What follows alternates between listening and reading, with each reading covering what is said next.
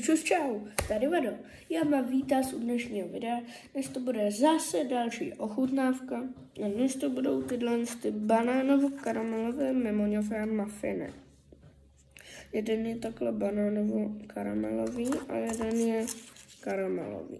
Takže my se pustíme asi nejdřív do toho menšího. Tak. Ten je banánovo-karamelový.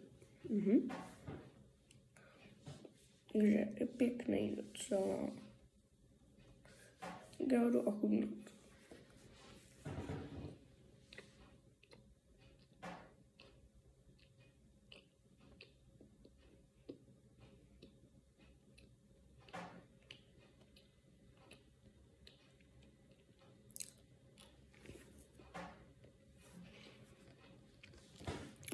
Jako musím říct, že je to dobrý, to jsem nečekal, že jako banán, no jo, banán s karamelem, to jsem ještě neslyšel teda, ale je to dobrý, ale musím říct, že je to docela dost citý, ale jako je dobrý.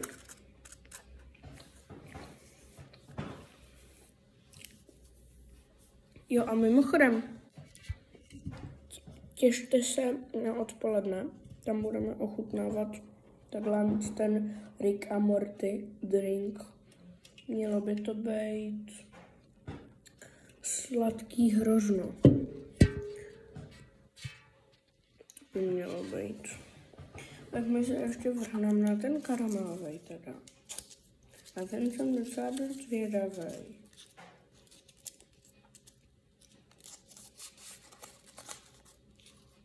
To.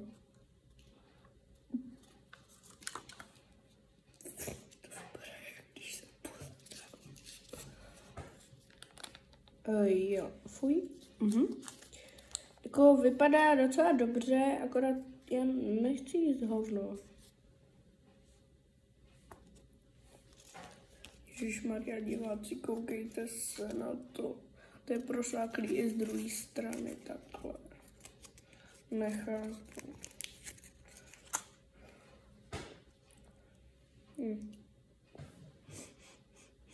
Jako voní docela karamelově, škoda, že to necítíte. Jako je dobrý, vypadá dobře.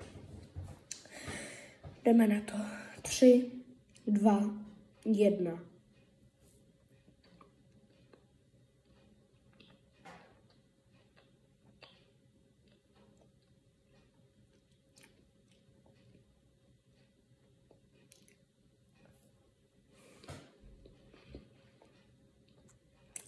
Jako tohle myslím, že je docela dobrý.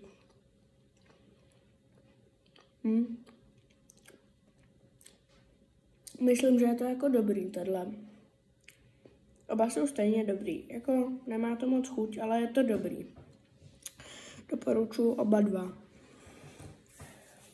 Jo, a když si koupíte těsto na muffiny, tak si hlavně k němu nekupujte košíčky. Košíčky v něm jsou. My jsme je koupili a pak jsme zjistili, že v něm jsou. Hej brácho, můžu si zahrát na tvém účtu? Ne, nebudeš hrát na mém účtu. Jasný, máš svůj účet.